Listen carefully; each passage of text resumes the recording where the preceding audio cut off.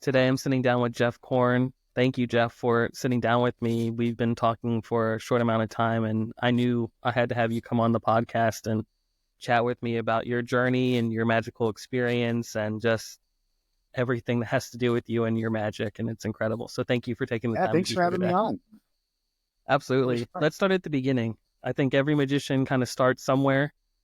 For you, what was the first time you saw a magician or a magic effect that just you knew that's what you had to do the rest of your life? Oh man, I've done all my life. I'm a child of the '90s, so I grew up on those World Greatest Magic specials and John Ritter hosting and like learning tricks from Matt King, and then running to school the next day and trying to show them off to all my friends. And, so I got to do that. I think the first time I learned something or saw it live, I had an uncle, shows it's the classic story. An uncle shows you a card trick, and then you beg him to teach you how it works. And mine was clever. He made me wait, and like wouldn't teach me. Hmm. But he showed me. Interestingly enough, it was a version of the four burglars trick, but it was one that used. I've never seen anyone else do it, and it used a discrepancy. So like early on, I realized that discrepancies are really useful, So like it kind Right. of started me off on a good path, and then it built from there. Bought the Mark Wilson book, went to every bookstore I could find, bought every book I could get my hands on, learned. That Mark Wilson book is great. It's incredible. I had the small one, the cyclopedia, not the complete course. Oh, really? I think I was 20 when I finally got a copy of the complete course, but that Nice. I, little, I didn't realize they made it in a hardcover as well. Mhm. I never knew that either. Yeah, it's just such a great, wealth of information. But I had the little one. I've still got it in a box somewhere. Every page is dog-eared and has little check marks next to it in the table of contents. I was just fascinated. Yeah, absolutely. We've talked before about you being around Johnny Thompson and Oh yeah. your experience with that. Can you kind of go into, I'm sure everybody wants to hear about it for those who were around Johnny Thompson in the early days and even in his later days. Can you talk about your relationship with him? Was he a mentor to you? Were you just kind of around him and picked up Yeah. things? I So, mean, I spent more time around John than I ever assumed that I would. When I was stationed in New Mexico, and I worked at a magic shop there, and through that shop, I had access to Johnny's videos, all of the L&L videos, any magic videos that came on the market, and I was immediately drawn to the Thompsoni videos, the commercial classics of magic, I think. mhm. Something about the style and the way he carried himself, and watching the Thompsoni and Co. act online, and um, always had a crush on Pam, right? Oh, yeah. Uh, but whenever I was very fortunate, whenever I went to Vegas for the first time, it was through the Jay Noblezada workshops.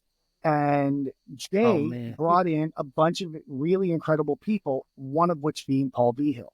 And Paul and I hit it off. So whenever I moved to Vegas, Paul was the first person that found out that I was moving. And he just happened to, you know, introduce me to John through whether it was a magic club, the Gary Darwin club, or wherever. So I would get phone calls at 1 a.m. Hey man, you need to come over. Uh, Man, it's 1 o'clock. Like, what do you just need to come over. Click. All right. And so you hop in the car and go over, and there's Johnny Thompson, and insert magic celebrity here. Like everybody wanted to come over and hang out. So I got to spend a lot of time, like late night sessions. John would finish up Mm, working with, P&T and want to come over and session. And I just mm. happened to get those invites. So it was really fortunate. I knew I was lucky to be able to spend some time with them like that, but I didn't realize just how lucky. Like I ended up taking him to the vet with his dogs, and like I got to Wow. spend some like real quality time with him. And Yeah, he was absolutely. incredible. He was an absolute wealth of information. Anything you asked him, he had an answer for. He knew everybody. He had seen every act. He had an eidetic memory for magic acts. He could remember, Mm, acts from the 60s. If you asked him a question about whatever, he had the reference. If he didn't know the person, he knew the person that knew the person. right. Connected. So it was pretty incredible, and then being able to, like, you know once you see, I mean, it was something else. Do you feel like his presence shaped your magic in any way? Like, do you feel, because I know, like, for me, I'm around magicians and I'm like, there's some stuff I pick up on, there's stuff I don't pick up on. But there's one or two magicians I've been around where I'm just like, I'm absolutely like, I wouldn't say like smitten by them, but I'm actually like, they're just everything from head to toe is just amazing with outfit and the way they present themselves and perform and everything. And then they go into the theory and then they go into, the facts. And then you just like go on this huge rabbit hole of information and learning stuff. Do you feel like, Yeah, his presence kind whether of it was shifted that for you? directly or indirectly, I definitely do. I was always a student of the Vernon School. The Mm-hmm. books, the Revelations videos, and John was the exemplary of that. Like that was, he was the kind, he was really bringing that into the modern day. And he was like the last link to that that era in a lot of ways. Right. So whether it was learning from the videos or him or through his students, like I really do. I would like to think so. I mean, I don't know how humble that would make me sound to say, oh yeah, absolutely, but I mean, I think Johnny was the best. So when it comes to people that if I were to try to Right. not emulate's the wrong word, but if I were to try to, live up to a standard, I think he set the bar pretty high.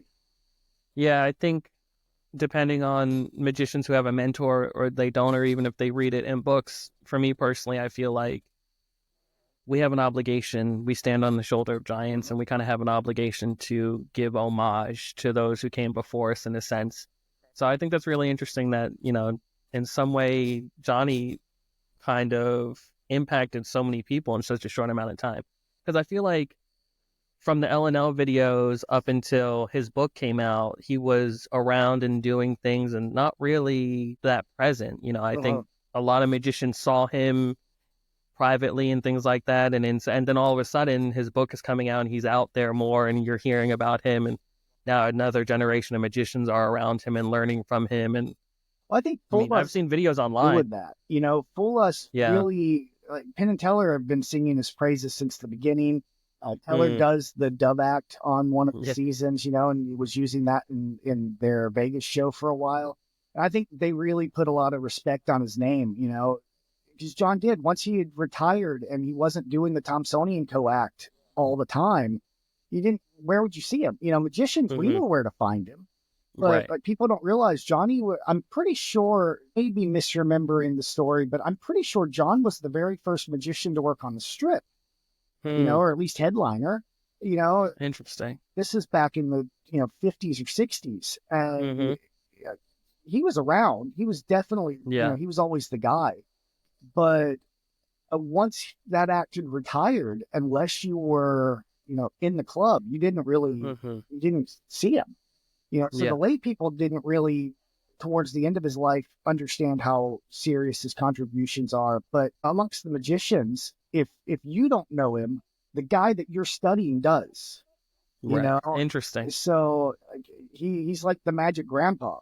He would tell you to cut that grandpa shit out.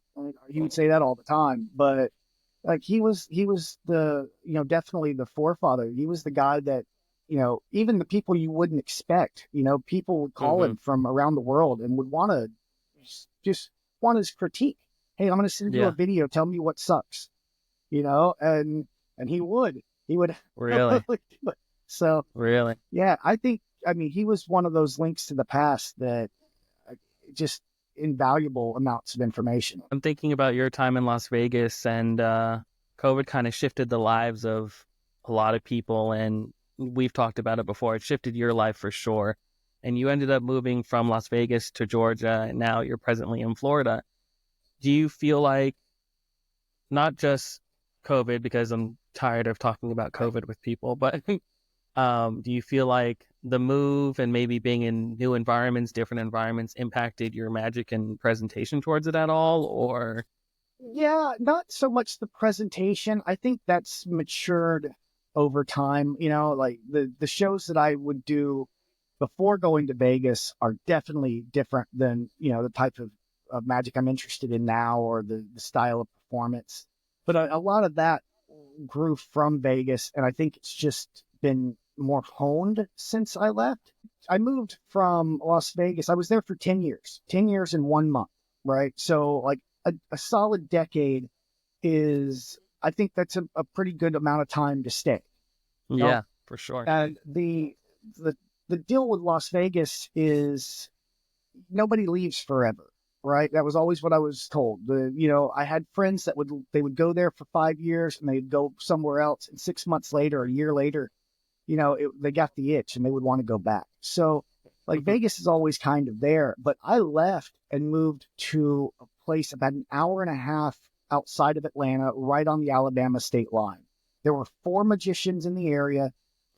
Two of them were assistant pastors and kids show performers, right? Like very different from the group of people that I knew in Las Vegas. Oh yeah. And, so not a lot of magic community there. And now I'm in Jacksonville, and Jacksonville, I've only been here for a couple of months. So I haven't really ingratiated myself with the community here, but so it's kind of, it feels like it's me and the people that I hang out with on Zoom. I've been Right. pretty lucky to keep up with some of my friends this way. Thank God for Right. modern technology. Right. That definitely helps. But yeah, it's definitely changed things. Yeah. Before that, you were in the Grand Canyon, Yeah. So and you had a residency there. So talk to me a little bit about that, because I've never heard anyone having a residency there was another there. performer there. Okay, well, I'll start at the beginning of it. The Grand Canyon Skywalk is the big glass bridge. It's on the Wallapai Reservation, hidden. I mean, it's 2 hours from Vegas. It's the closest you can get to the Grand Canyon and back in one day from Las Vegas. It's about the only place you can do that. And it's kind of a hidden secret. Like you hear about it or you see it on TV and you don't realize where it is or just how spectacular it is, right? And when they were opening up the Skywalk, they brought a magician down that they had found up near Reno named Mark Crow, right? Fantastic magician. He owned a magic shop there. One of the underground guys, right? Like nobody knows who he is, but amazing chops, works more than anybody ever because he was at this place. And he was doing it so many days out of the week that he just couldn't keep up, right? Like he needed some backup. So I would go down.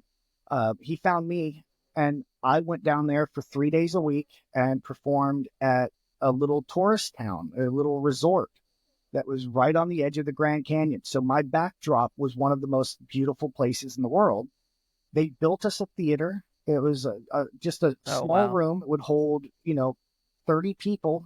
We never packed the room out. It was sporadic shows. The audience would Hmm. change, so we could do anywhere from 10 to 20 minutes, 30 minutes if we wanted to, depending on, how much fun we were having with the crowd. It's the best thing I can liken it to would be the exact opposite of a walk around show, right? If you're doing a strolling gig, you can walk up to Right. your group, you can introduce yourself, you can throw down. And if at any point in the show you decide I'm not into these people, you can just leave.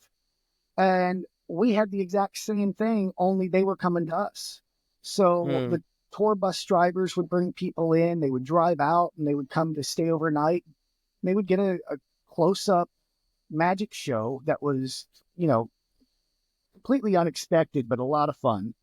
Mm. And we could pack them in the room. We could do as much as we wanted. And as soon as the audience, if anybody got out of line in any way that we weren't into, and we were just like, oh, I don't like these people anymore, you can just tell them Right. to go. So it was incredible. We could work on the Interesting. material, whatever material that we wanted, change the set, uh, change the performance character, the style, anything we wanted to adapt. We had total control and free reign, and they just trusted us to go out and do our thing. It Wow. was Sounds like a incredible. dream. Yeah. And, it lasted, I was there for 6 years. He was there for 13, 14, maybe. Oh wow. And then everything shut down. Yeah. So once that shut down, what are you going to do? Do you feel like in that environment, it being much different than strolling, and all these, tourists coming through, like you said, there's such variations there. Do you feel like creatively you were able to really be like, oh, I've been working on this thing and Absolutely. now I can try it now or change it or, modify it? So the beauty of it, my favorite part about it was that, during the slower seasons, you might only do 5 or 6 performances over the course of, 6, 7 hours. But on other days, I'm talking 14 or 15 sets just back to back to back to Wow. back to back. Wow. So I could literally have an idea, come up with a line in one show, and then hone that line 10 more times before I had to go and sit down and go to bed, and like come back the next day and then start it over. So if Yeah. there was a new piece I wanted to add to the show, if there was something else that I wanted to, a line or a touch, like, I would wear my glasses. And if I thought, oh, I can hold out and like adjust my glasses here, any little tweaks like Right. that, I can just build all of it into muscle memory. So That's some great. of the pieces that I did there, I have a thing we talked about, you know what I'm talking about, but I have in one of my notebooks, I kept track, not of the exact set list, but of the individual pieces that I would perform. Yeah, let's get into that. Do you want Well, to talk about your notebooks and we can kind of dive into, well, we can I don't know if you want to share your creative process around, take us through like what you're getting ready to go do the Grand yeah. Canyon and So you've been the planning way a the new sets thing. would work out, you had, with excluding my card magic, I would have a deck of cards on the table or a couple packs, usually in Mm-hmm. a nicer card box that would just sit there. And Right. normally I wouldn't, some of the audiences didn't speak English. Most of the audiences didn't speak English, or at least somebody in the room would.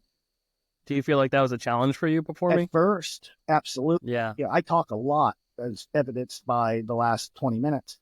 But, you learn what what needs to be said and what things don't need, but you also learn to communicate with people who don't understand you.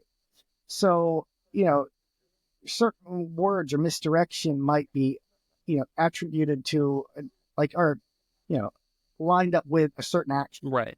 Mm-hmm. And you figure out which ones of those and like how to draw people in. And so here's what I'll show you what I'm getting at. So I've got my composition notebooks, right? These are my life's blood. But in this one, this is specifically created for whenever I was at the canyon. Each one of these post-it notes is a different weekend, a 3-day weekend. Each day is Wow. actually in a different color of pen so that I know how many times I performed individual pieces while I was there. Mm. For the first year and a half that I was there, or maybe 2 years that I was there, I wasn't smart enough to do this. And then I got really curious. So from 2017 through 2020, I think it goes. I wrote down, I kept a tally sheet of every trick that I performed, short of my card magic, because card tricks Wow. are card tricks. If I do them, Right. I would do them for the audiences that I liked. But Right. card magic with people who don't speak English is a little harder of a sell. People from China just don't care about your pick of cards in a lot of cases, right? Yeah. It's Do you feel kind of performer.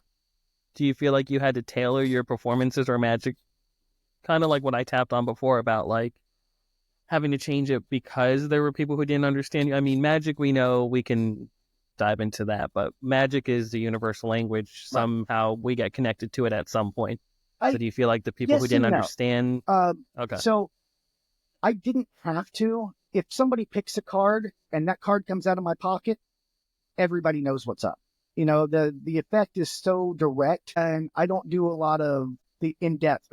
I like the very straightforward, you can describe it in a sentence kind of card magic Right. for lay people. Mm-hmm. I think lay people need more of an education before you just throw really solid card magic their way. Right. They don't know.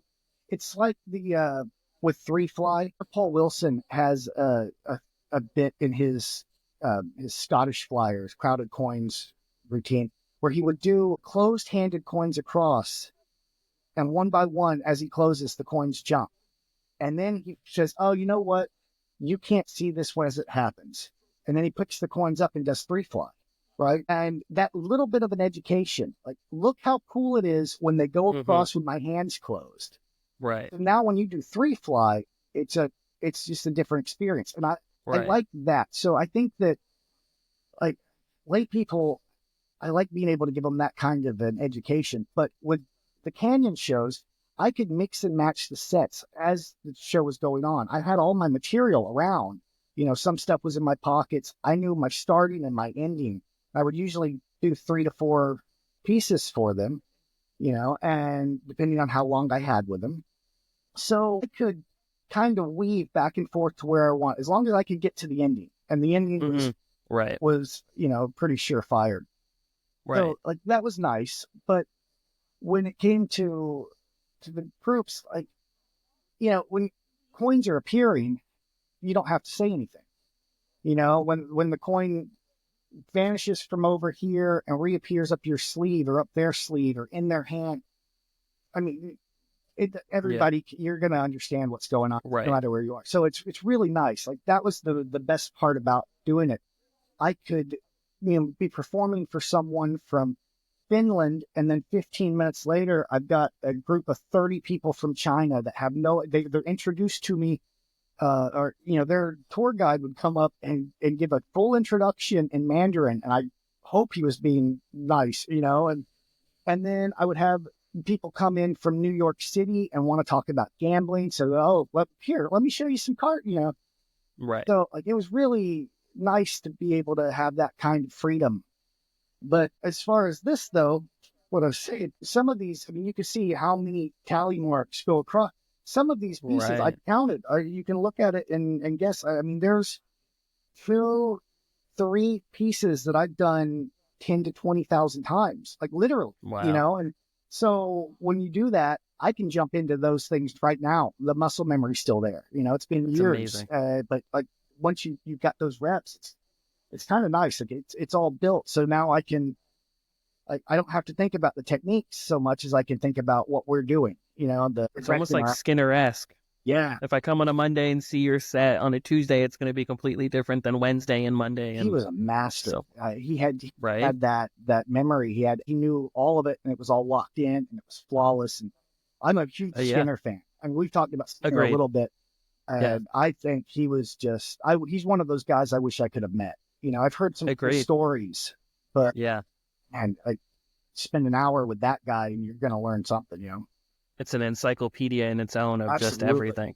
Because he was very well versed from Vernon to Marlowe as well. I mean, he talks about it in the Skinner tape. We've talked about the Skinner tapes off recording before. And for me, when I started listening to them, I realized that this is a master class in magic. Not Michael Skinner, but Michael Skinner telling you about magic and where to go and this book and this page and check this out and Right. knowing all the variations. It's Michael Skinner literally not teaching you this per se, but putting you down the rabbit hole and saying, I'm going to guide you like a spirit to where you need to go. And it's incredible. Yeah, It's amazing. He definitely is one of those guys that I wish I could have spent any amount of time with, and then what's really one of my favorite things about Skinner, we know by name what some of the effects are, whether it's like expansion of texture or whatever. Right. We know that he did that trick, but then you actually hear about it or see it or on a video, and you go, that's not what I thought right. That's not the way that it was written up where I learned, Exactly. and you find out, he just had access to an entirely new level of magic. So it might not be 100%, like, it's a Vernon version of it, right? It's a Vernon version that we didn't get to see. They didn't write it in the book. I think he's one of those guys. He's like John, Johnny. There's so much magic that he's forgotten will be lost forever because he did it. If you didn't think about it at the time, nobody would see it. And it was, if you inspired the thought, it would come out. It was incredible. That's how I feel like the Skinner tapes were, because he was getting questions about certain things, and like way early on in his career, and he'd be asked about, what about when you're in this venue, what's best for this, and da da da. And he knew. It's interesting to kind of be very well versed on different venues and what plays and what doesn't play and what works and what doesn't work. Do you feel like with you being, you've done private events, you've done, I'm sure, have you done trade shows and kind of A little bit. That's a a little, market that I'm kind of interested in. really? Yeah, because I mean, trade shows, I've done a couple, like informally more than anything else. Yeah. And every time I do it, I'm like, oh yeah, I can see myself doing this, And then I start thinking about the amount of work and like tailoring all of my material so that it would, I can plug in the names of to do it. Can't Right. half-ass something, Right. at least You got to go all in. in the real world, Yeah. I'll half-ass stuff. It's fine. That's Right. Right. but like magic, I have a slightly different Yeah. amount of respect for. So it's a little harder for me Correct. to jump in and then, but then I see people online talk, like Danny Orleans is just the master. And Right. here, I read his posts on Facebook or in the, in some of the private groups that I'm in. And man, like if you get good at that, that's an entirely new art form. I might gear myself that direction. Yeah, that's interesting. One of my best friend talks to me about Eddie Tulloch a lot, who was apparently like the trade show king. But when you see videos of him doing, I'll just say like older trade shows, back in the day trade shows, just knocking it out of the park. Mm-hmm. And it's not, because my dad's in that world where he has to go do conventions, every now and then and do this whole thing and for his businesses and whatnot. But I always ask him if he need a magician. I'd love to kind of get my feet wet and see what that's about. But when you see Eddie Tulloch, it's not just like people passing by and checking out, your booth or what. Eddie Tulloch would have a whole audience around him. It's like that picture in the Thompson books when you see Thompson doing trade show, and it was a crowd of people surrounding this little, stand-up table or whatever it is just, I'd be curious to know if that's still a thing, It definitely is. I really? performed with, Doc Doherty, Mm-hmm. guy from outside. He's in North Carolina, good buddy of mine. And we rode up and we did a show together in Ohio. And I got to watch it happen. It was the first time I had ever done it, like officially. Mm-hmm. And I watched him, immediately he can pull the crowd in and start doing his thing. And man, it feels very similar to, real street magic, like put your table here, pull the crowd in and get the money. Right.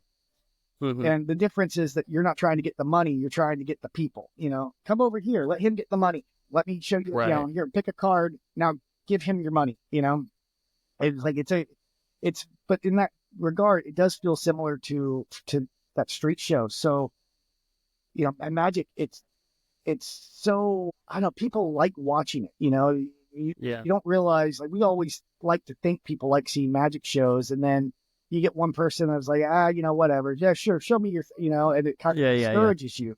But at the trade shows, man, they like, I've noticed they will absolutely crowd around if you've got something interesting, but you're That's competing with a lot too.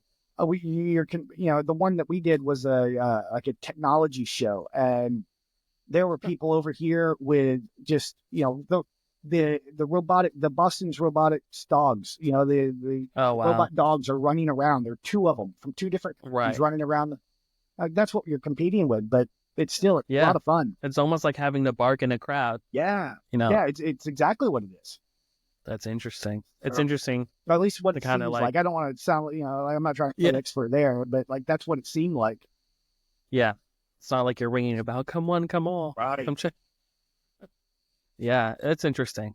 I'm very curious to know if the Victorian, when you see these old paintings of cups and balls and street performers, how they drew in a crowd then. I'm sure there's information out there, but I would think hasn't really changed much if you're having to draw in a crowd and kind of get people to come see you perform, or even, I've never done street magic. It's too ballsy for me to kind of go out there and do it. Is there any? A couple of times in Vegas, and I was pretty lucky there that, I worked for the Houdini's Magic in Vegas.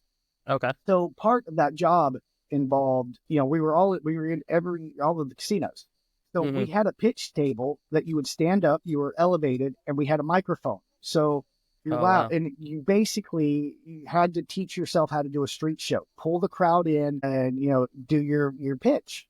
So the people that I worked with there were quite a few of them that were able to transition from that into street magic, and I got to go out with a couple of them, a few times, and you see it, like if the people that are good at it are really good, and the ones that are bad at it are like me. I was terrible. But it was definitely an experience. It's an entirely different performing style. You got to be able to do it in a round. Like working experience. Yeah, it's something everybody should try because you're going to learn a lot. You're going to learn everything from how to interact with people. How to keep your eye on people. How to gear what magic you do to, depending on the situation you're in, because you can't do all of your act if people are behind you, certain things Yeah. go out the window. Yeah. So I think everybody should try it a couple of times, but You feel like it was an unconventional space for you to kind of be out there in the street and be like, at the time, I don't think I had the confidence to do it at the time, yeah, that's how I feel. You have to have a lot of bravado to go out and, because you see Oz Perlman do it on videos for Penguin. He's like, there's one video, I think it might have been the Born to Perform card magic one. And you can tell at one point, one guy's being he's being a wise ass with him. And he kind of like wasn't sure what to do. So he kind of navigated really quick and turned to the person next to him and like just started performing for that person. And I was like, I feel like it's kind of like the Grand Canyon situation. Like you had the protection to be like, we don't want these people watching, so go ahead and move them along. You don't have that. I had a room, like it said magic show over the top. People knew what they were getting into. They didn't know when I got off the bus, but they knew by the time they, when I was outside college, they knew that I had instant credibility in that situation. Whereas if you're street performing, you've got a keyboard stand and a tabletop, and you put it down and you start yelling, and in Vegas, it's a little different because in Vegas, if somebody's on the side of the road talking to a group, they're typically, your brain immediately goes to, he wants my money, whether it's the 3-card money or the shells, or typically the shells. I saw that way more than money games, but yeah, or people trying to get you to take their tickets, and call whatever numbers, paying them the most money at the time, like Vegas, it was a little different. In other cities, though, you hear about people like, that was what Cellini did forever. And I watched videos of him, and he, 50 or 100 people surrounding him. He's just doing his thing, like totally at home, Cosmo, totally at home. Right. So it's cool. I just never, I don't know. I think that's where the anxiety came in. I just never had the confidence in that whenever I was there. Now I could probably get into, I'm a little older. I feel like it's not some kid yelling at people on the street to stop for them, Yeah. Gray hair gives you a lot of credibility. Yeah. Let's shift over to your contributions with magic publications. I think that's pretty incredible. I think a lot of magicians, they want to do it, but sometimes they're kind of hesitant to do it for many different reasons, I'm sure. Like, can you talk about what that's like collaborating with other magicians? Yeah, well, so your process through it. Yeah, I've always been more reluctant to put any of my direct stuff into print. Like Shane Cobalt said something to me one time. If you want to learn his magic, you got to meet him. You got to shake his hand and look him in the eye. And some people think like, what a cocky asshole this guy is, and he is a cocky asshole, and he's so talented that he's earned it. His magic. Hey, he's a friend of ours. Be nice. He absolutely is. Yeah. He's a sexy bastard. He's fun. I get it. Yeah, but robe on or not. Yeah, but no, I love Shane. But he told me that one time, and I went, that's pretty incredible. Most people are trying to throw their stuff out there and get everything on the market and put their name on things. My contributions are a little more understated. In that the only, I think it might be the only thing that I've actually got published that you can track down is I gave Paul Behill a trick for his book, for the Doors of Deception book. And, he put that there, and, but that's awesome. That's where most of the people who know my magic have seen it, short of like us jamming on something. Right. People don't know I took all of the pictures from both of those books for the Classic Fantastic and the Doors of Deception. I stood over him with the camera and I didn't know that. went through, helped him. I gave him lines, and I gave Paul V. Hill lines, right? I gave him two. There are two of my lines. Should I edit that out just in case? No, you should leave that in because that is the guy that writes all the great lines. You got two of them from me. That's fun. But, so like I was always a little more hesitant to put things directly out there. But, I like to sit and collaborate, and my friends will come to me and go, hey, we're thinking about doing this. And I get to sit, and watch what they're doing. And, I'm good at sanding off rough edges on things. Right. I've always thought that was pretty nice to, when people would come to me and go, hey, what do you think of this? And then but if you tweak this and that. And I think it's kind of like what John did, right? Yeah. Yeah. I think that might be part of where the influence came from. Yeah, for sure. So I was always a big fan of that. I like the construction of magic. I like the like seeing what things can be joined in interesting ways. Right. So when I would help people, or do any kind of, I don't want to call it consulting, but I guess that's what it is. Yeah. When I do anything like that with my friends, it's fun that I learn a lot. You learn a lot about what they're doing, but you also learn a lot about the things that you like. So I've always thought that was an interesting way to grow yourself. What's interesting about my research when I was trying to create interview questions for this episode, I was trying to figure out where I could find your magic. And I found your castle act on YouTube. And I was like, oh, I'm surprised that he has it on YouTube. I know our buddy Quan has. I got to go turn this off. So I performed at the castle twice, right? It was in last year, 2023, and in 2022. And it's great. Both times that I did it, my goal was always, people would say, oh, I want to perform at the castle. And I want to do it twice because I can get in once. Getting in once is just the right guy going, hey, you should get this guy in. But doing it a second time, I thought would be like, oh yeah, they like me, right? And so now when I make the phone call, it gets answered, and that's a huge, that feels great. Like that's really reaffirming, everything that I think of myself, right? So both times that I did it, I recorded every single show. I figured it, I cleared it and I set it all up. The first we talked about Skinner. The first time I did it, I got a little cocky. I took pretty much my entire act from the canyon. Like I said, it was like 10 or 12 different pieces, plus the card magic that I didn't typically do there. Oh, wow. And I mixed and matched. Like the first 4 nights that I was there out of the 7, I didn't repeat a trick. And, I take that back.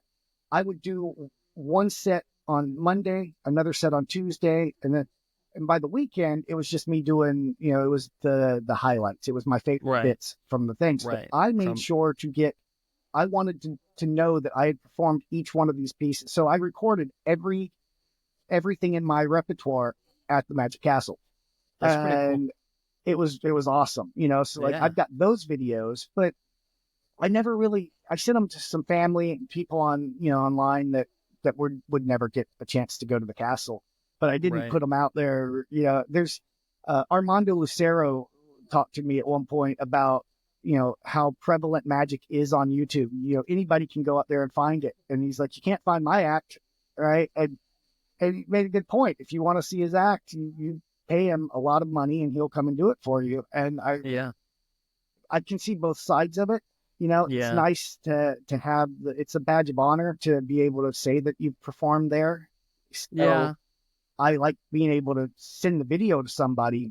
I don't want to necessarily come up on YouTube. So like if people ask me for it, I'll send it. But a lot of that stuff, it's like, Yeah. And the biggest thing from that, your act is on YouTube and to take it down.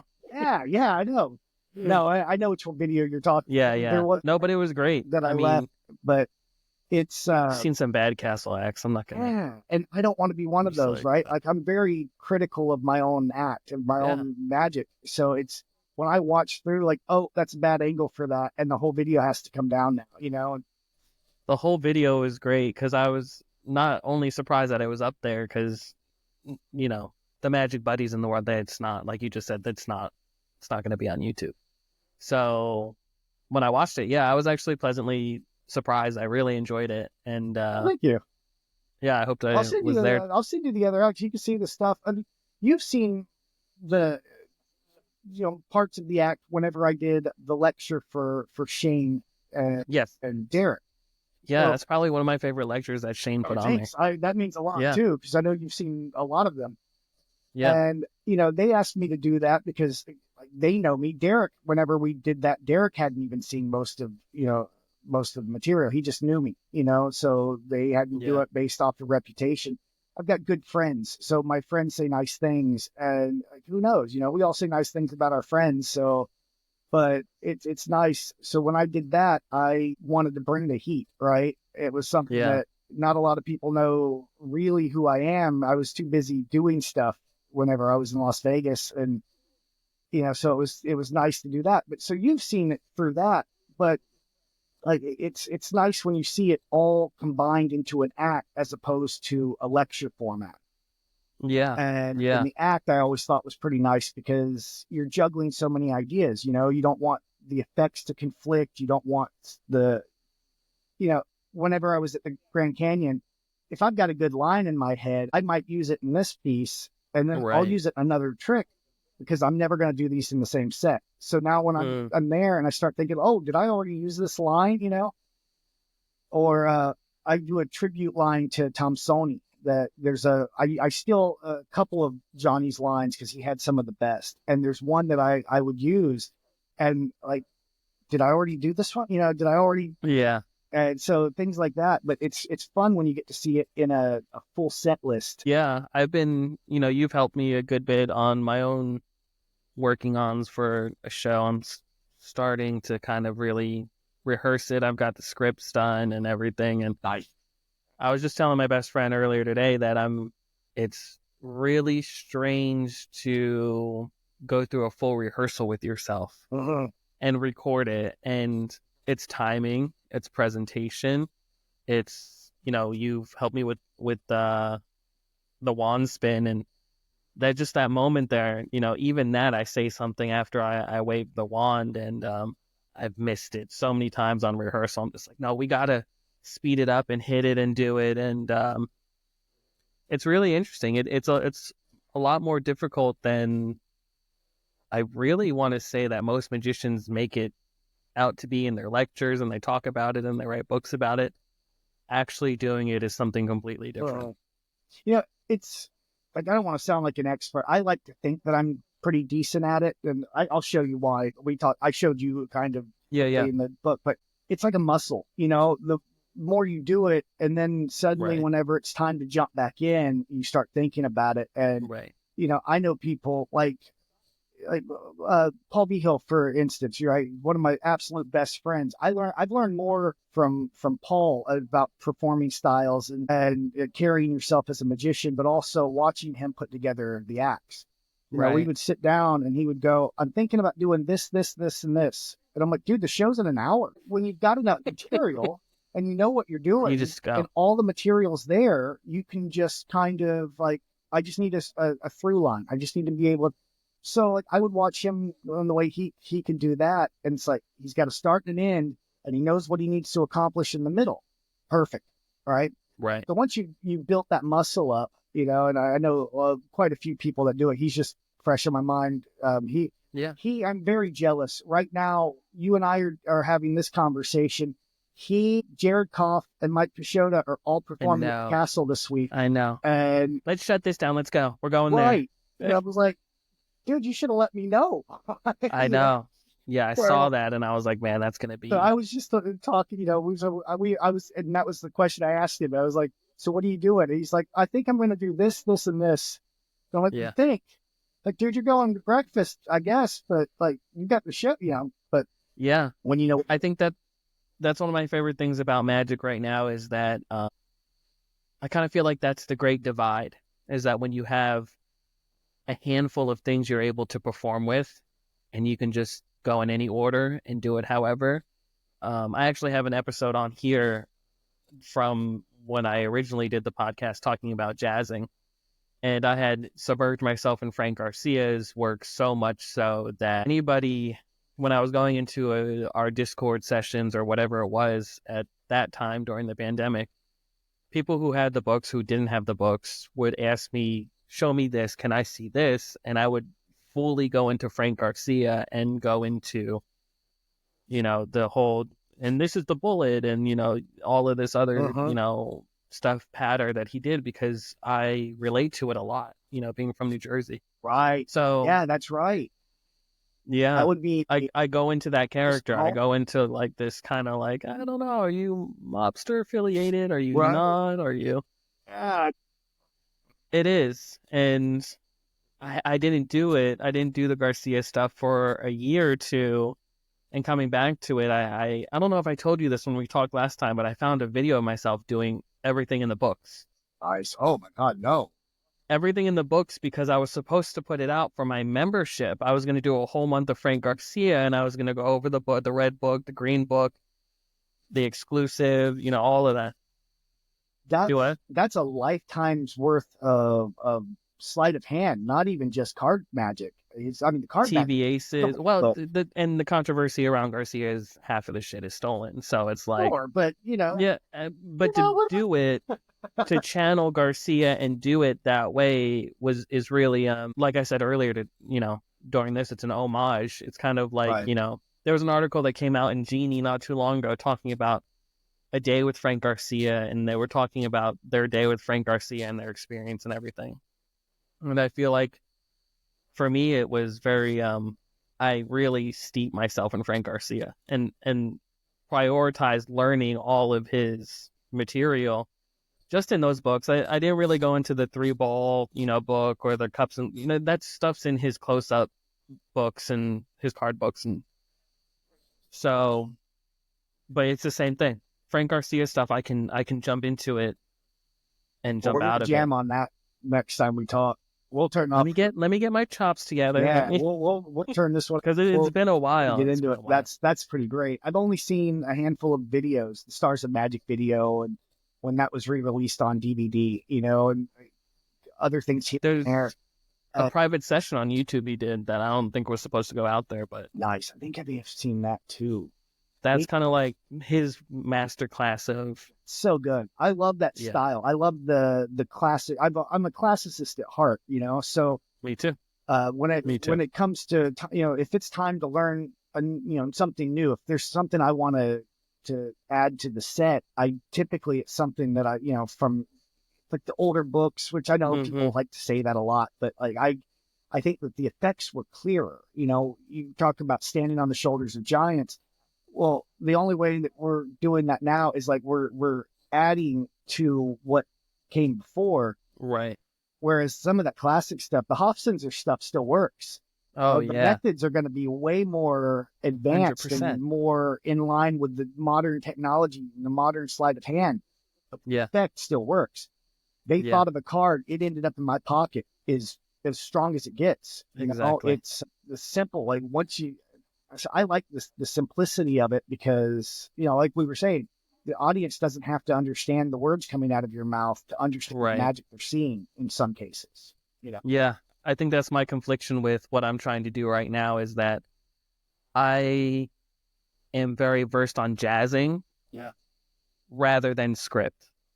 Like, I know I could hit here and I can hit here. Right, but it's controlled jazzing too. It's not like you're just jumping in and like in the middle of something going, oh, what am I going to do next? Like you have an idea of where you're going. You start and the end, and the middle you can kind of. Now, something you said though that about like you can do them in any order. I don't necessarily know that. Like I agree with that, and this is what we were talking about with this. So in these these notebooks, these are scrapbooks, right? I call them notebooks because they're composition notebooks, but I put stickers on them so I can tell which one's which, but each one's got a different purpose. And this was designed specifically for the Grand Canyon shows, and it's kind of morphed over the years because I'm not doing that anymore. But one of the things that in here, they've all got a table of contents. All of this was designed to be and I've got props. I stuck props in these things, whatever it is I'm working on, so that I can immediately open it up. I've got $30 right here just because they're set up for the Bill Swindle, the Rocco's Last Dollar, or whatever it was called, from right, like just a trick that I liked. And I was like, oh, one day I'm going to do this. So I needed the gaff bills. There it is. Cool. So what I wanted to show you though was, we're talking about constructing the sets, right? And I said that was something that I'm a big fan of. So as far as my stand-up set, as I go through my material, over the years, I would write down any trick that not just that I do perform, but things that I want to, at some point, right? Now, my philosophy's changed a little bit. Now it's more of like, I will come up with an idea of what show I want to do, and then I will figure out which effect, But this is a pretty good starting point. So each one of these little Post-it notes is a different piece that I have at some point worked on. And I can sit here and I can put them in order and go, I could do that. And then that leads, and then that doesn't lead, that conflicts. And I can move and like mix these up. And that way I'm not constantly erasing. I kept erasing whole pages, right? So, but this is my stand-up act starting out. Oh, wow. But this is my close-up set, right? I added an extra page because these pieces were things that I at different points, I was working on Wildcoin very heavily. I've got a page or two in here somewhere that's all of my thoughts on Wildcoin. So I've got a list. And now whenever I'm looking over these things and going like, oh, the Wildcoin would fit here because it accomplishes this, it gets whatever idea across. So I can add that to my list and I can mix those up. It's along the lines, it's like psychological jazzing, right? As far as putting the act together. Right. But whenever I sit down and look at them, I can look and immediately tell I can't do that piece and then go to that one. Right. So it helps me keep things like that straightened out. Yeah. And I didn't think like silk and coin. Like I didn't mean like that. I meant like coin effects. Like if we're going to categorize like a pocket of coin effects, we know we can go here with them and do that, and then cards and categorize them. And there are certain things like if I'm doing something, if I'm doing, say, a 4-coin effect, right? Whatever it is, if I've got 4 coins out, I don't want to, or say coins across is a great example. If I'm doing a coins across with only 4 coins, and then I decide, oh, I want to do this other piece that's got that uses 6 coins, right? I don't want to have to reach into my pocket and pull out more, because now they start to go, well, did he use one of those? I did it. Yeah. So like things like that, like that's the OCD part of my brain. I really like to, like be able to structure it like that. It reminds me of like Johnny doing the routine. He'll do the 6 coins with the hand pinch hand, and then he puts 2 coins away. Like he slides them over to the side of the table, and real bluntly. And now he does the 4. And then he takes 2 more and sets them away, right? And now he's just got 2 tin-kai pennies. And then he puts one away and he pulls out the copper coin. Now it's time to do copper silk, right? And like, it's cool. All the coins sit right here. It's it builds, but it also it becomes more streamlined. I think there's a real poetry to that. We can go on and on about John so good. He was just the best. Yeah, it was. I can't tell all of my favorite stories on here because some of those, like, we'll save that for another time. But I've like my favorite stories were, the stories of him and Tom Mullica, because Mullica was another favorite of mine, and I only met him twice, and never got to talk magic with him. It was towards the end of his life, so he was, he was Tom Mullica. I'm not gonna. I missed his lecture here in Atlanta because he made a return to Atlanta. I think he was sick already, but he made the return on his last lecture tour here. And I think he went over to where the tomfoolery was in Buckhead, which I've been to. I've been to the location where it was. Really? And That's awesome. That's one of the, I mean, Atlanta's got, I don't know why it's not talked about more. I actually don't recently, within the past few months, I actually think they knocked down that building. So I'd be where curious we, to know, like, if there was stuff in the walls. yeah, Yeah. but so the reason I bring up Tom, he and Johnny were like brothers. I mean, they were, and they were assholes to each other. They would prank each other in some of the most epic pranks I've ever heard the story, like be in tears, hear it, but like, Yeah. so they're I've heard some stories and a it's little just more off crazy. color, right? Not Yeah. stories to tell. Like, you got to It's ask the one of old John's schoolers. kids, and he'll tell you Yeah. the story. But like, so those guys that would have been a trip. It would have been incredible to be around them as long as neither one of them you knew that they were, or neither of them knew you were there. Because Yeah. if they knew you were there, they'd prank you too, right? Like, Yeah. it just, I feel like there's a new generation of old schoolers that have some crazy stories. Saw a video recently of Ackerman telling a story and on he's got some great YouTube. ones too. Yeah, and I was like, Alan's that such a is a great. wild Alan's one of fucking the best story. guys in Magic. He really, Yeah. he's running the Magic Club, the Gary Darwin Magic Club in Las Vegas right now. He's the guy. He dictates, when they go to a new location, and he's there almost Great. every week. He was there whenever I was there. He was there pretty much every week. And I mean, man, you talk about the nicest guys in Magic. I love Alan. He's just an incredible person, but in Yeah. his Magic, he knows everything. When it comes to Yeah. card Magic, especially, he knows every variation, everything he's ever done. He will tell you, this is the way I did it in 1972, and this is how I changed it in 1981, right? And he'll just go through the evolution of an effect, and he remembers Yeah. everything he's ever written down. He knows the Marlowe stuff. He knows the Vernon. I mean, Oh yeah. Alan is incredible. One of the Yeah. greatest living magical resources that anywhere. And I didn't know that until recently. I was love that talking man to a so friend who much. knows him, and He's yeah, it so was good. just yeah. And what's great, I'll tell you, like, my dirty secret about Alan. I always saw Alan on the videos, right? And he always seemed a little uncomfortable on some of his videos, right? Because he's Right. performing for whoever, but he was a computer nerd, I'm a computer really? nerd. I was a computer programmer in the Air Force, right? And like, I realized that wow. I couldn't sit at a computer all my life. It drove me nuts, but I understand like what it takes to do that. I understand Alan a lot more once I figured out, and that man, I thought, I'd go and see him perform at the Castle. I went and saw his performance 10 years ago, probably. Oh.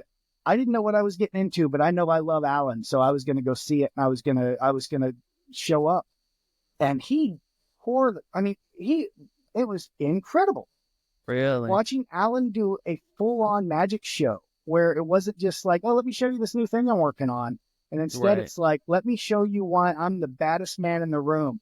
Dude, Alan was incredible. His close-up show, I mean, it wasn't all card magic. Like, he would throw down with everything fit Alan, but at the same time, you'd sit back and go, it wasn't a card trick show. It was Yeah. so good. Very, very fun to watch, Yeah.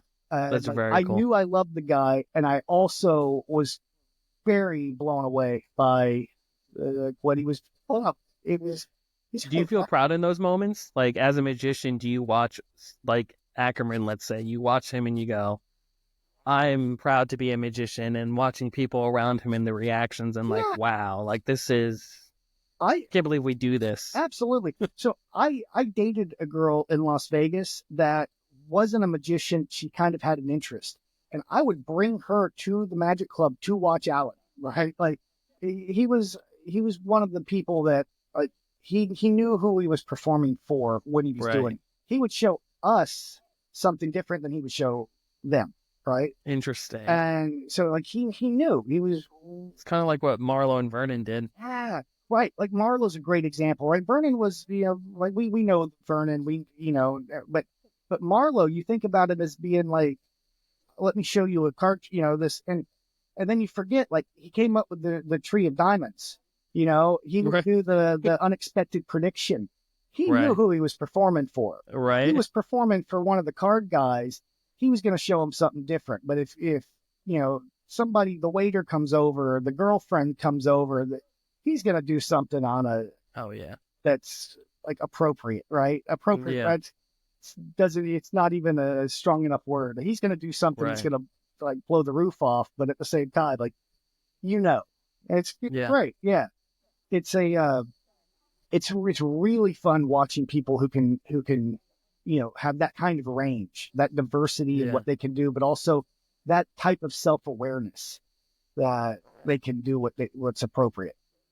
I felt that way when I saw Mario the Magician, the Maker Magician, Yeah. which Yeah. I went on a whim because I had heard amazing things. He's been on, my kids have watched him on Sesame Street, and I was like, I got to see what this is all about because there's a lot of hype around it. And that's one of those I don't know if I should admit this or not. When he was finishing his act, it's just like every other act, we're getting up to the big, the prestige, the end, right? And I cried. I don't know if I should admit that, but I You cried should because absolutely admit that. That's that's such a great, for like, a kid's magician, because you don't realize that not only is he performing for the kids, but at the end of it, I got the sense of a feeling once he looked around the theater, he goes, and I got all of you. yeah. Oh, And I was like, wow. Like, I really sat there and I said, yes, he's a kid's magician, but what he's doing, his cups and balls is amazing. But I don't know I don't know if he still does in his show, but I wasn't sure about how he was going to do cups and balls because he pulled out the cups and balls, and I was like, no, not on stage, not for kids. Like, we're not about to do this. And he did it, and I was like, wow. Yeah, at the end, he looked around and was like, and I got all of you.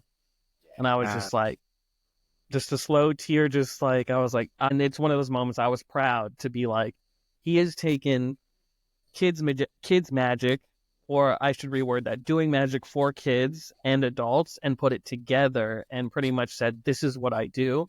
I do magic. beautiful. That's Yeah. absolutely beautiful. I like And it doesn't matter if it's for kids or well, adults. you made that distinction between like kids magic and magic for kids. Like No, there there's is a huge difference. and There's being a clown, and then there's being a wizard are two completely different right. things. And they like different Obvious. emotional responses. I was really lucky. Again, I know some great people, but I was really lucky. Last week, I got to have a very long and thorough discussion with Rick Mao. Right, he's from Sweet. Pennsylvania. Yeah. I don't even know how to describe. He's a wizard. He's one of my favorite human beings. Right, I think he's one of those guys that, like, the people that know him, like, they know why he's special. And he was describing, he's been not retired, but he hasn't been performing for a while because of a variety of things. Mm-hmm. And Rick he's right now, he just started last weekend. He started a run in Philly. Saw that. I think it's in Philly. He started this run. He's doing 12 shows, right? I saw that. And you posted that. he told me why he's doing it. And it's essentially because he wants to know that he can do it. He wants to know that he can still do it, but he wants to communicate these ideas. He's like, oh, I'm getting older and I want to get this out there, and I want to do this and put this into the world while I can, which is great. And so in the middle of that, he told me his philosophy on how he structured, how he was developing the shows. He blew my mind for 3.5 hours. He blew my mind repeatedly. And he talked about that emotional response, how he thinks about magic, but also, like, he described some of the things in his show. And I'm like, dude, they're going to cry. Like, you're going to bring tears to their eyes because, like, this is power. This is not, like, you're not a dude up there doing tricks. Like, this is friggin' power. Yep. It's really incredible. Yeah. I've had one, maybe two experiences where I've looked around and I've seen the people, tearing up, or, you see someone cry. The first time it happens, you go like, and like, I never knew what I did. Like, right. What do you, but it takes me back to, like, if you ever have the opportunity to go and see Armando Lucero perform, the same girlfriend that I took to see Alan, she would come and have dinner with me and Armando. And she brought somebody one time, said, "You've got to see this guy." And we're sitting in a Thai restaurant in the middle of Las Vegas. And he's like, "Well, would you like to see some magic?" And he sets his table out, like turns this place into a theater, turns on his music, and he does a silent coin matrix. And he brought so much power that when I look over at her, she's crying. Right. And I'm like, that's an artist. Right. He Exactly. touched something that was so deep that resonated. Right. That it's a respect.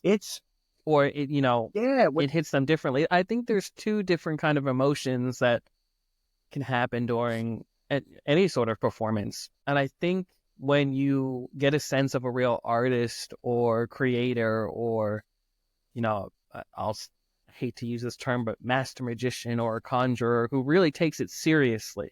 Channing Pollock was a master magician. Lance Burton is a master magician, right? So when you're looking at, I've been fortunate enough to kind of like see, I grew up in all the arts, so I've seen one-off plays and one-act plays and, just the whole gamut.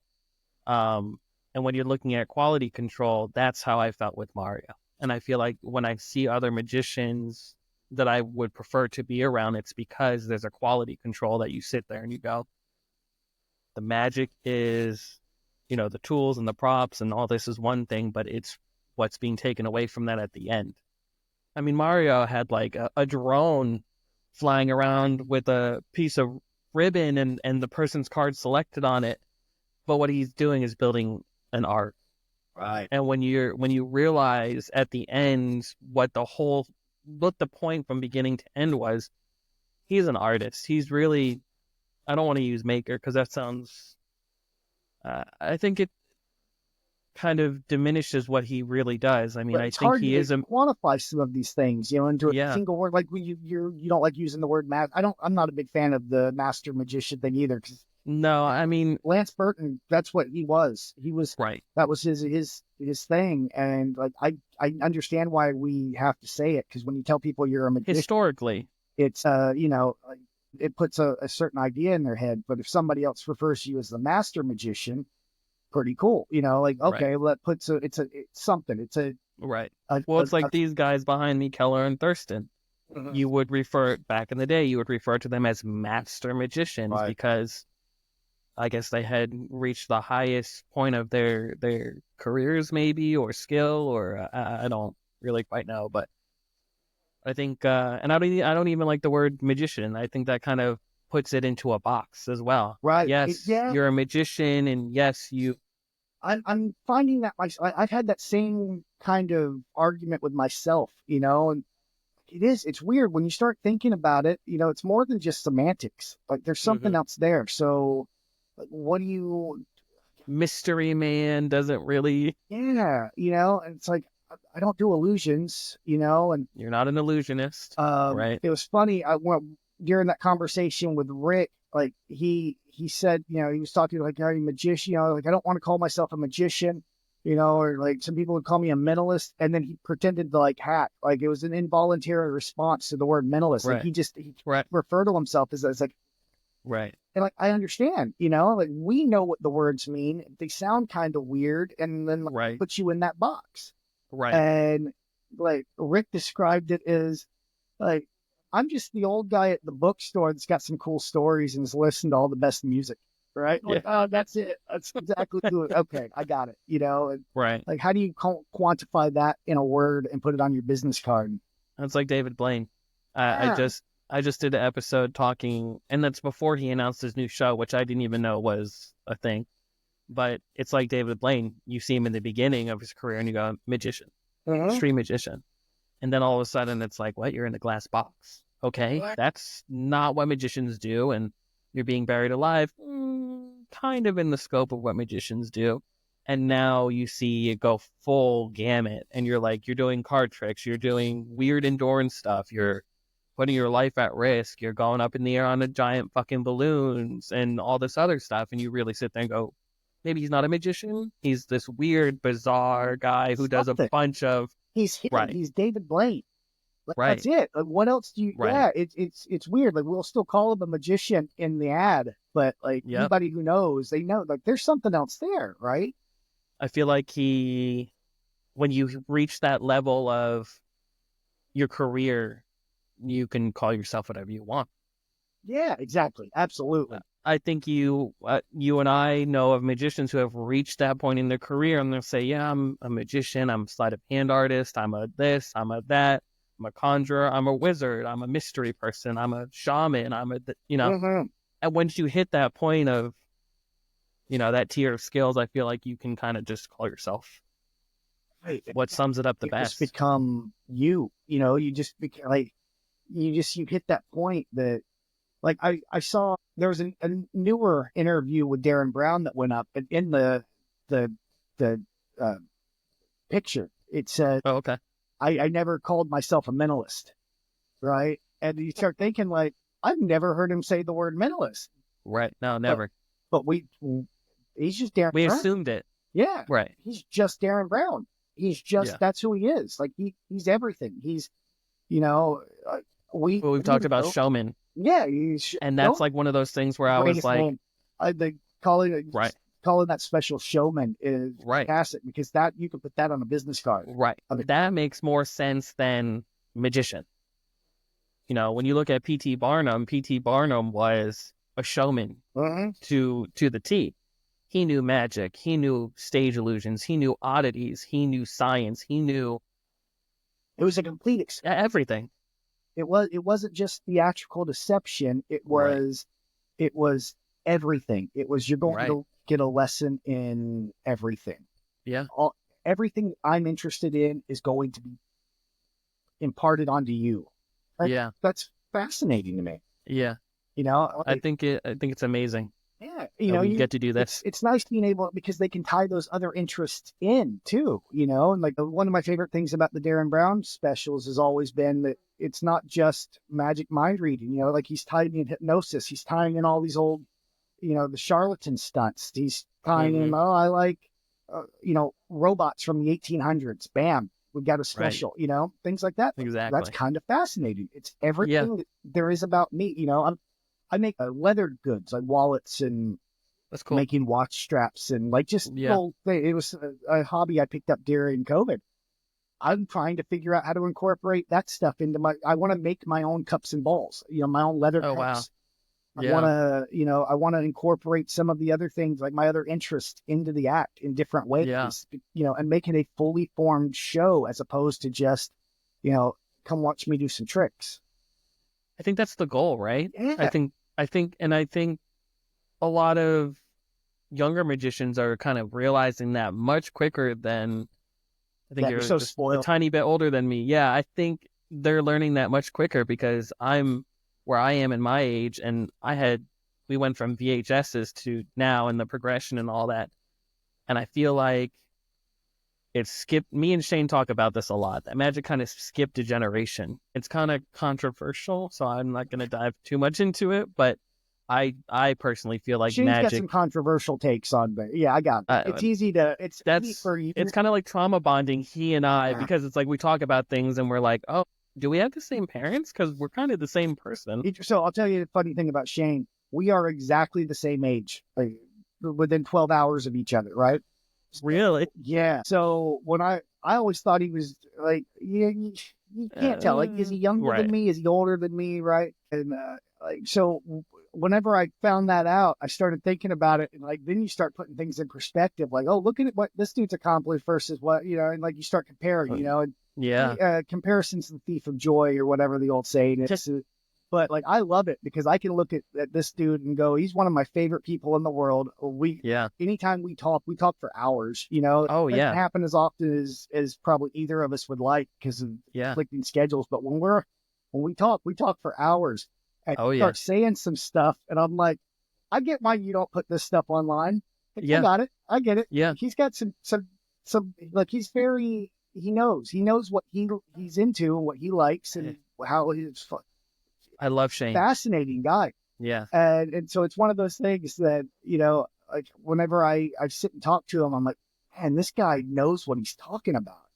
So it makes me think like I should probably sit down and read some of the books again. Well, yeah, I mean, and that's the whole thing. That's how I got into, not just because I'm very uninterested in the current market of books. Every now and then someone will message me and say, check this book out, it's worth it. And I'll go buy it. But my best friend, I think between the two of us, we have a pretty heavy library of books, and Mm-hmm.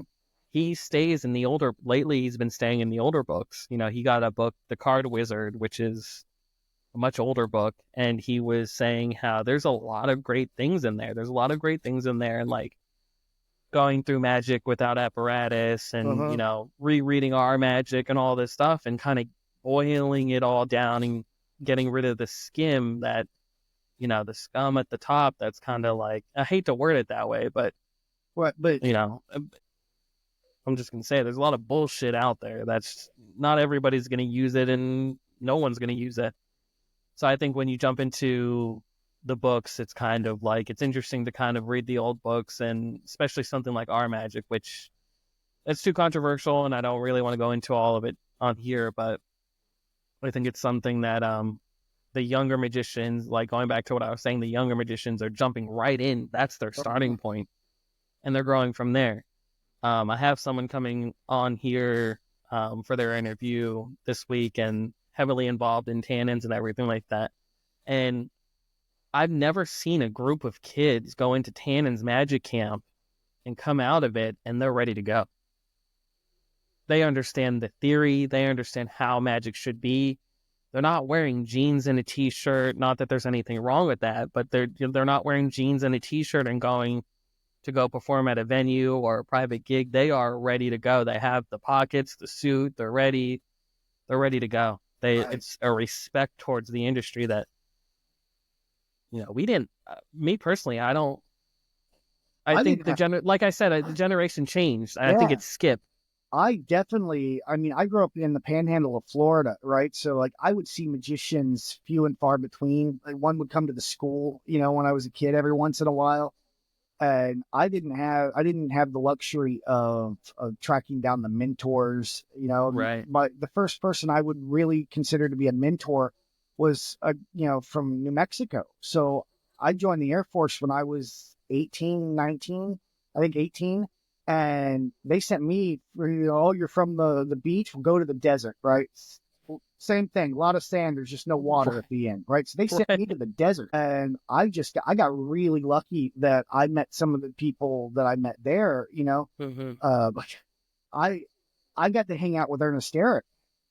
That's very cool. Like, how many people get to say that, right? He worked at the college 3 blocks down the road from the magic shop where I hung out every day. So he would walk up and down the street and pop in. We'd try to sell him a Svengali deck, and then like don't know who he is, and then you find out, and you're like, oh, I'm an idiot, So like I met a guy there who did a kind of a mentalism, hypnosis, bizarrist kind of show, and he had traveled all over, and he knew what he was talking about. Introduced me to a lot of just amazing introduced me to Tommy Wonder, or his magic, not Tommy, but Tommy's magic. And, that was my first experience with having somebody who could actually put me on a good path when I was 20, so it's a lot different now. It was at the birth of the internet magic community, so now crazy. It's all the information is there, and it becomes a matter of figuring out how to wade through the bad information, get to those kernels that are hidden. Yeah.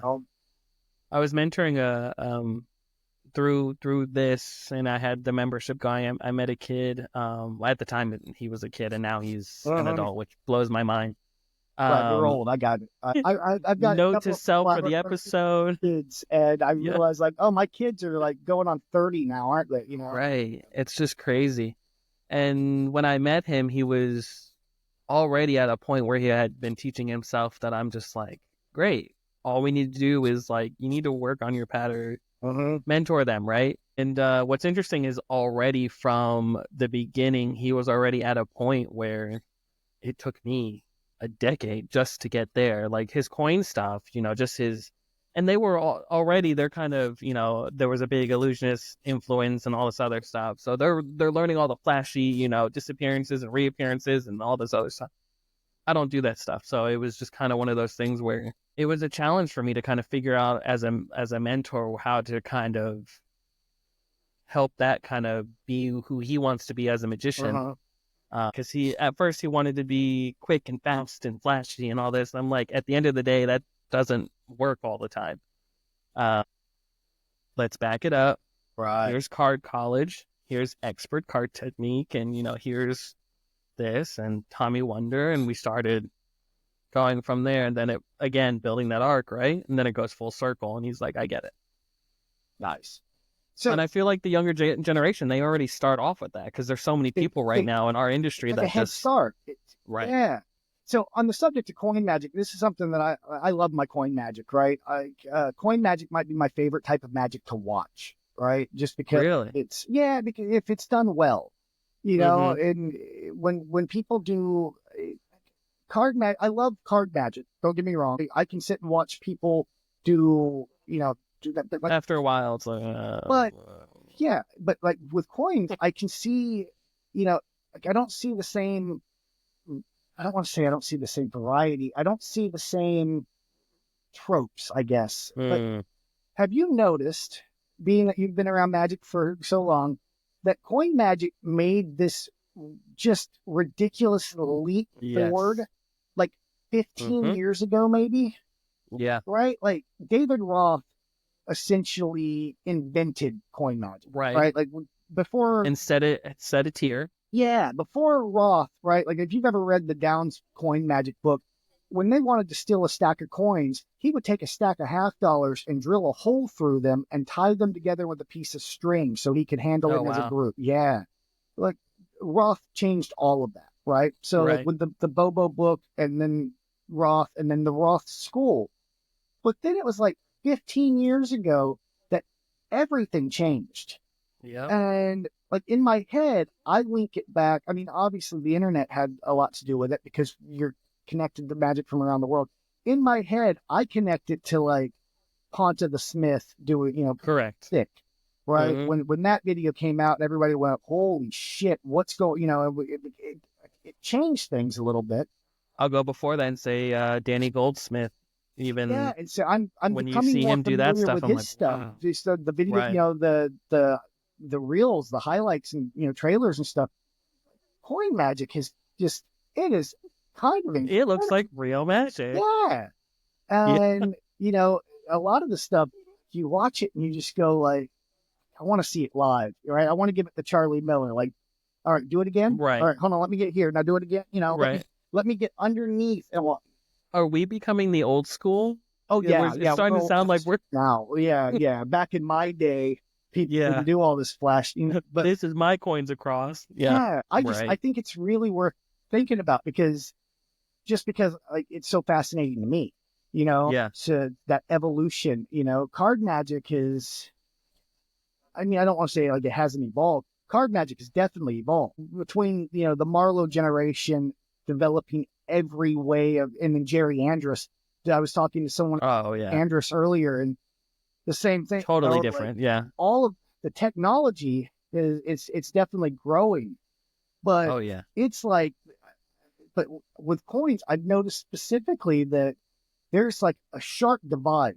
With card magic, it seems like it's a much more gradual, but coins, it's like everybody's here, and then all of a sudden, bam, and even with my coin work in the show that I'm trying to put together, it's like, I have 3 classic pieces and I would, obviously find the best one and put your spin on it, learn all of them.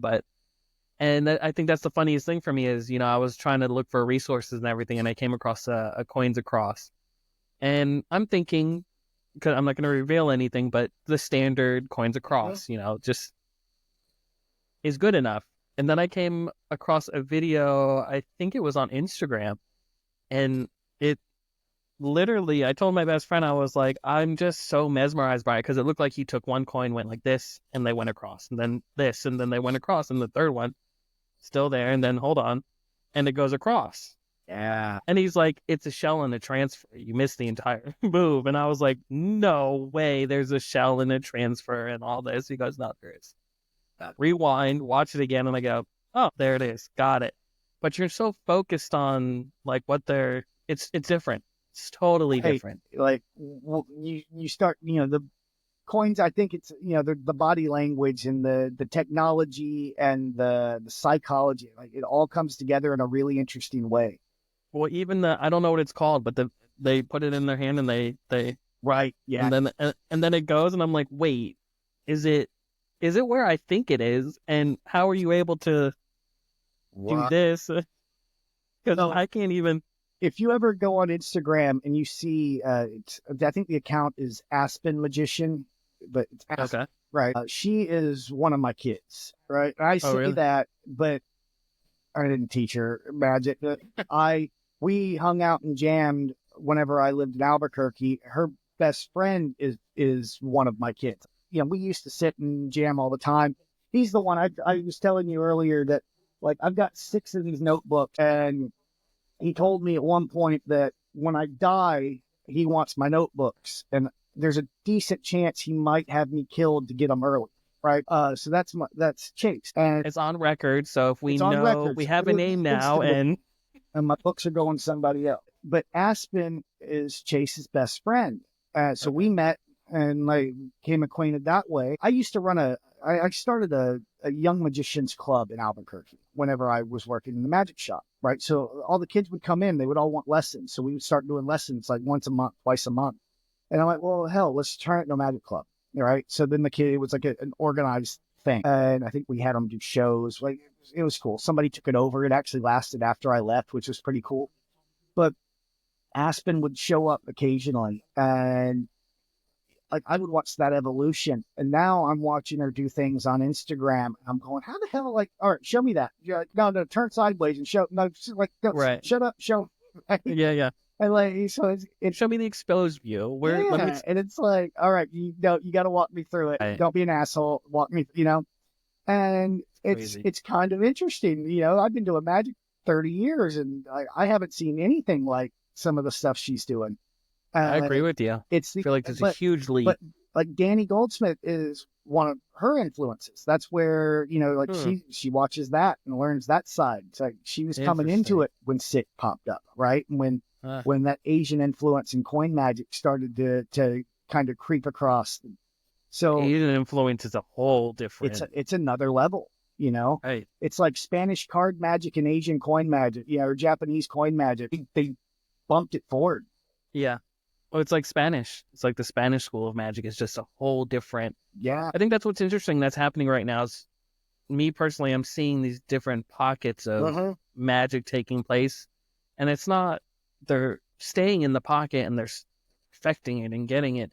And then they're presenting it to the world and saying, we're from so-and-so. Let's show us what kind of magic we do here. This is our coins across, but let's show it our way. Right. And I think that's really interesting. Taking the same plots, but adapting, like it's because we don't know what they've been doing for the last 100 years.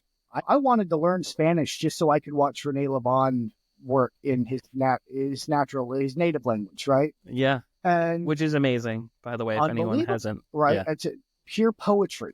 And then you go over to Spain and you look at what they're doing, and Danny de Ortiz and Babel in France, and you find out like, oh, it's real, like it's serious over there, around the world. But the different schools have evolved in their own way, and now we get the community of magic comes together, and suddenly everybody's wanting to share.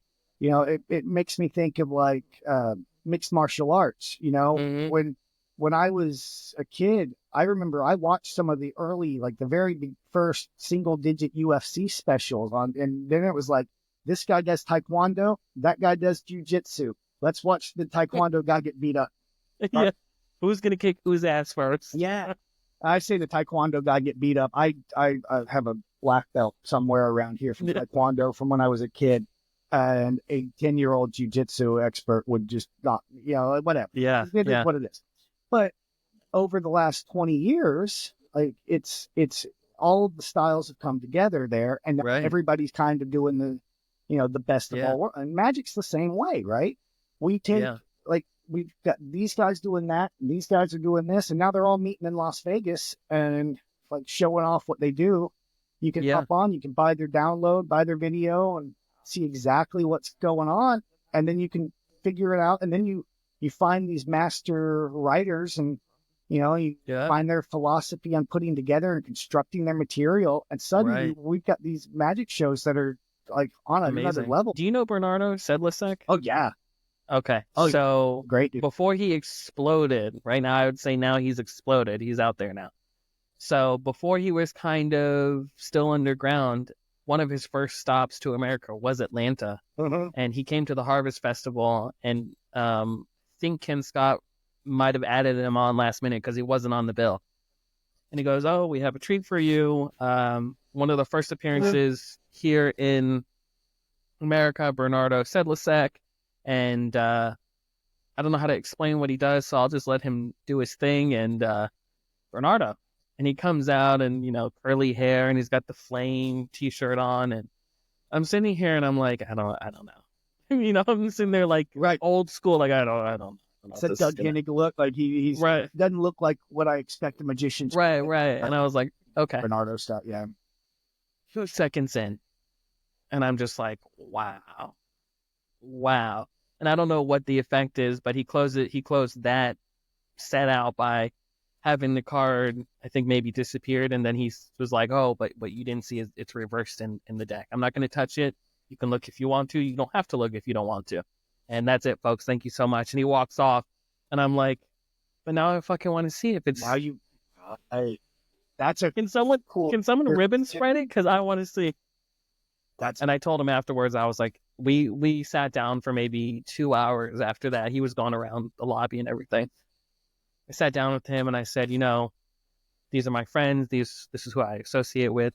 I would love to sit down with you. And we did, and it was amazing. Yeah. I met him through V-Hill. I mean, he was one of those guys that wanted to come over and hang out at the condo and talk magic. So I got to watch him do the stuff close up and spend some time with it. Bernardo's so good. Dude, he's very So it's that Brazil, right? The magic in Brazil. Spanish school. Yeah. Heavily influenced. And it's just really interesting that Brazil kind of has this, like you said, like this school of magic that's kind of becoming its own thing, because we're seeing small pockets of Brazilian magicians. Like they all evolved in their own way. Right. Of the disconnect, right? Like they're not here. They don't see what the guys in Vegas are doing. They don't see the guys over, wherever. And then all of a sudden, like they learn something new and they can adapt these ideas to what. And so it becomes this, it's the melting pot metaphor, I guess, but it becomes this thing where you start picking and choosing the best parts of everything that fit what you do. And his lecture was even better. Yeah. His lecture was even I think it's called like the Nameless Lecture or whatever he was doing at the time. Much better than not that there was anything wrong with his show, but it was, when as a magician, once you start to understand how he's breaking everything apart, and I always use the Iron Man metaphor. Yeah. He's pulling everything apart and looking at it and dissecting it and then putting it all back together is really... Yeah, it's on a different level. Me. That's the part that fascinates me, is watching how people will do that, how they can take this, oh no, that's garbage. Like this part I like though. And then they can take that part and they can expand on it and make it theirs. His stuff is very clever that way, because he takes things that and then uses them against you because he's not using them the same way them. Right. Really cool. I think that's kind of what we were talking about earlier, about being so versed in what it is that you do, that you can, the ability to do that is just on a different level. I also think as a magician, when you're sitting down and you can keep up with the conversation, I think is really important as well, too.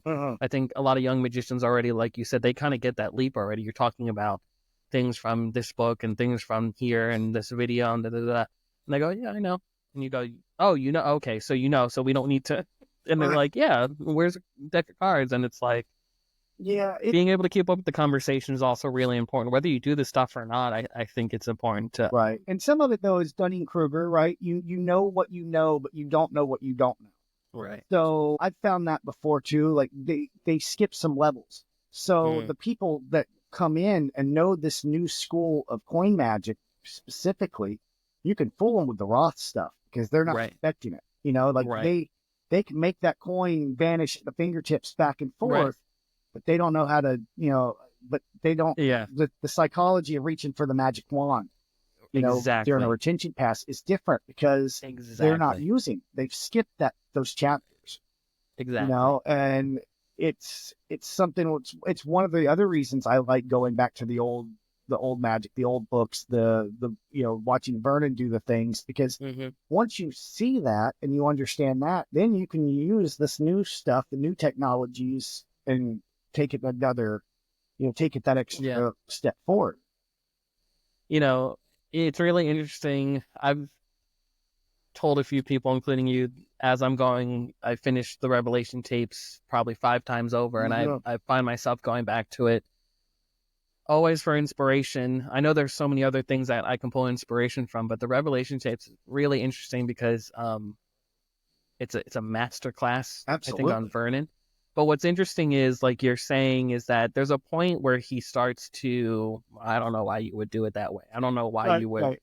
why would you, I don't do it that way. That's an old school, whether it comes off as being curmudgeon or grumpy or whatever, that's an old school way of teaching, because Marlowe was like that, and there were other magicians who were like that too. That was like, why would you do it that way? Like, why Well, would Johnny, that you was actually one of the things that Johnny and I disagreed on, right? That say that really? I disagreed with the great Thompsoni. His first name's great for a reason, right? Like he was going to win, but like it was something that Johnny would say, "Oh no, that's not the way you do it." Right? I watched him talk to, another one of my heroes. He's like, "Oh, that's not the move," and then the guy's like, "I know this is my move, right? Like this is something else. Like I'm doing the." Right. But Johnny, like he kind of had it in his head, like this is it. I remember one time he would ask me, we were talking about the classic pass. I don't do a classic pass, right? Neither do I. But like I do. I mean, I can, but I don't have that invisible Mm-hmm. Sony, Jared Koff, Mm-hmm. invisible from every angle. Right? Right. But I remember at one point, like John was like, "Do you do this guy's or this guy's? Like the Fred Black or the whoever it was?" And it's like the difference was here or there, right? Or here or like Mm-hmm. here. And Mm-hmm. man, like my hands aren't the same size as theirs, so Right. I do a classic pass. And Right. like it was one of those things that like I can appreciate the minute details, and I used to be fascinated by those minute details, but then I realized, like, you have other people hold their hand up and you put your hand next to theirs and go, Oh, my thumb bends backwards like this. It says that right. I can do things that Right. people can't do. I can't do Right. things that they can't. So it I think that's what I was trying to mentor, this kid that I had about, was that you got to have for me, it was important to have a catalog of, yes.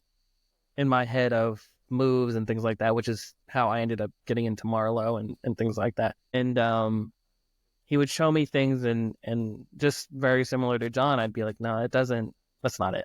And he was, why? And I was like, well, it's the move. Not just the move. It's the way you're angling yourself. It's Uh-huh. all of it it's not going to play. And he actually appreciated, and I would be harsh sometimes. And admittedly, I'd be like, that looks like shit. Like, let's just kind of scrap it and we'll show me something else and we'll go back. Over obsessing about it, it was like, for me, you know, I can go through a catalog of different things, and it was me trying to find the best resource for him. Yes, I agree. And because I have my way, I'll do my triumph my way. Let's see, just as long as you have the foundation of Stars of Magic, right? I think is a good foundation for Right. triumph. Absolutely. And then from there, you can kind of go off onto whatever you need to go off onto. And yeah, admittedly, he didn't want to do it that way. So I was like, well, then I need to go through my catalog of, like, how else we can do it. And we Right. ended up on the Frank Garcia one with the Daryl Triumph and Right. or display. Yeah, And I mean, and everybody has to find their own way. yeah, And sometimes, I've learned that whether it's, telling somebody or being told, like, doesn't work necessarily to go, that's wrong. It's right. more like, well, why do you think that's right? and then like if you start going down those paths, like Triumph, I think Triumph, I agree with John on the fact Triumph might be the best card trick. Yeah. Right. Like it's my favorite. It's the one I've thought about the most.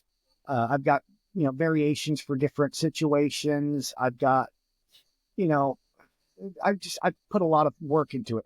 In my mind, I've got a really good take on it. If I'm behind the table, I closed my set at the castle with it a couple of times because I had to, and it was one of those things that I remember everything from the Daryl display to whether or not you do it like Marlowe did, where the pack is face up, but the card is face down. Right. Is doing it the way that Vernon, Johnny, and everybody else, in that school will beat into you, where the deck is face down versus the card face up. And all of my friends would do it with, the deck face down, the card face up, Vernon style, and I understand why they would do that. And I've done it, I go back and forth because I always enjoyed doing it face up and having that mystery, the card down. Correct. And people are like looking. And then I get why Marlowe would do it that way, but it's hard to go, I do it the Marlowe way because that guy was such a great performer that people would, It starts it's a different kind, but why? So I at least had an idea. I had a couple, a few people I've had the discussion with. And like, I go back and forth. Sometimes I want to do it that way. Sometimes it's this way, and like, does it matter to people? Does it just matter to me? Like, and who knows, right? There is no, like, I can't see it as like, it's got to be this way. Like, in that situation, it might be that way. Right. Yeah. And I think that that's an important part of the journey. Yeah. Right. And it's something that we all have to we got to figure out our own thing, but Johnny in particular, he was doing some of this stuff for 70 years, like he had 70 years of experience in magic, more, right? But I'm thinking from the time he ran away from home when he was 13, right, passed away at like 84, right? So in that 70 years, dude learned a lot. So he had, he had all of the arguments with himself. So he was going to do it the way he had already decided. Right. He decided 20 years ago, this is the best way to do it. So he doesn't have to have the discussion. But I didn't. There's no discussion. Yeah. Yeah. So like he could explain the reasoning why he thinks this is this way. Some of my other friends could explain why they do it. I got to figure it out, Yeah. And it's all part of that artistic journey. Yeah, I think it's really interesting because you've helped me with what's now my closer to the show, where I used the Jeff Price. I don't want to say too much, but the Jeff Price thing, and then we went into what we're talking about. Absolutely. And I added a little bit of a V-Hill touch, which I'm pretty sure in the next 10 years is going to be a term, V-Hill touch, where hopefully it's a positive term, because that a lot of people sleep on that dude's couch. So there's a point in the act where I accidentally bend a card, moving them out of the way, and then I go into what you helped me kind of develop, and I tested it at a wedding, and the deck going into the reveal, like you were just saying, face up deck, face down card, right? And I do that because it's that Skinner suspense. Yes. Where I can take it, and they think that the trick is we're in the middle of the trick and it's ongoing, but I take the card out and I go, there's a bend in this card, and I thought that was your card over there, and then and I'm over here massaging it, and then I slowly, turn it over, and they see the card and they're like, but you bent the card and it was supposed to be over there, and now it's here, and it's like this whole, again, that arc, right? So now we've gone full circle of it's like the whole thing. That one extra layer, right? And because they didn't see it coming, they thought something was going to happen over here, and that's not the case. And like that equivoque, we've miscalled it, and now we're doing something else, and there's the reveal of it, and it played really well. I had been, again, going back to emotional reactions, I had someone sit there and go and just stare, like no reaction at all, and they just stared at it. That they're just processing, and they're trying to just. Yeah. Which is weird, which is something new that I'm having to get used to, is people, and it's not because you don't know if it's bad if they're like, oh, that was low. But I had 6-7 people, around me who watched that, and I purposely had, my dad sitting next to me because my dad is just now seeing me kind of have this full magic experience, go full circle, and now you're performing it and all this other stuff. And he looked at me and was like, and he's kind of the one who's guided me my whole life through magic, took me to Copperfield. So he really he's seen some great magicians on his own, and he sat there and he was like, yeah, that is incredible. And he just kind of looked at everybody around, and someone was like, I don't understand. Like, I'm losing it. Like, I don't understand how that happened. And that card, is it a transpo? Is it a reveal? Is it? Nice. Yeah. Yeah. It's fun being able to follow that in yourself, just to see your own progression, and and to see it through somebody else is pretty awesome too. Oh yeah. I remember, I grew up, my dad's blue collar guy, right? So growing up, like, he always, like, card tricks are good, do that, but like, keep doing the computer stuff and, military, and do all, it's a career. It's very hardworking blue collar guy. Oh yeah. And then when I was, 18, 19, and he actually saw me throw down and perform, like, do something for some, and then he's like, this could actually be something, and all those purchases and all those. Yeah. Oh. You start seeing, from a different stance, and like, so like, once people kind of come along the journey, and, then they hit the avalanche, right? Like, they're on the way down, and now they're caught, and I see it. I get why he's like, so it's cool. And like, as a performer or an artist, being able to see yourself make those leaps, it's one of the reasons I write everything down, right? You can see, that's the way I used to think about this. Man, I was an idiot 10 years ago. Why would I do that? And, or like, I record all of my shows because I like being able to go back and, how did I do this back when I was whatever, and I've always thought that was important because, it's important to me, not the audience. Yeah. I like seeing my own progression. I like seeing what I do differently. And, I still have all my books and my videos and everything that I bought while I worked at the magic shop paid me in trade. So I was just handed stuff. Right? Like, I was a hell of a salesman in a magic shop because I was so fascinated with all of it that I could make all of it sound incredible. If it was something that somebody was interested in, I could, I could show that same excitement. And because of that, they were just like, well, here, take that. Go learn that one. Go learn this one. All right. You're going to pitch this net, dude. So I got to see all of that. And I don't want to get rid of any of it. I don't want to sell off my DVD collection. I barely have a way to watch those anymore, right? But I like being able to flip through and go, oh, yeah, I remember when I got this because I like that trick on it. And I would never perform that trick now. Right. But I like knowing that was part of my journey. Right. I think the journey is as important as the destination when it comes to what we're doing. Well, to wrap it up, I think you sharing your journey with us and talking to me a little bit more about your huge accomplishment with the Grand Canyon and what you have going on now. What would be your advice for magicians who are breaking into this, who saw a magician and now they're inspired? Where do they go? What would be your advice?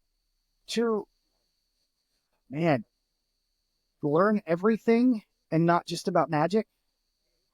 Keep whatever your other interests are can all be adapted or brought in, and used in the performance. If you play an instrument, you can incorporate that into the show. The show isn't about like, look at the trick. Hey, I found your card. It's like, look who I am. Like, here, this is me. Right.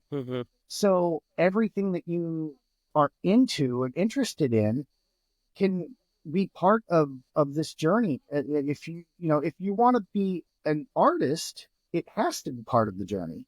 And if you don't want to be an artist and you just want to be a dude doing tricks at the party down the street, I always say I met both of my ex-wives doing magic, right? And like I met my ex-wife doing card tricks in high school, but I met my, the fiance that didn't pan out, but I met her doing the same thing, doing gig. Everything about it that's all part of me. So like, bringing, the magic is only part of the journey, the trick itself, but like there's so much that you can do. And now we have the entirety of knowledge from the beginning of recorded history is at your fingertips, right? We've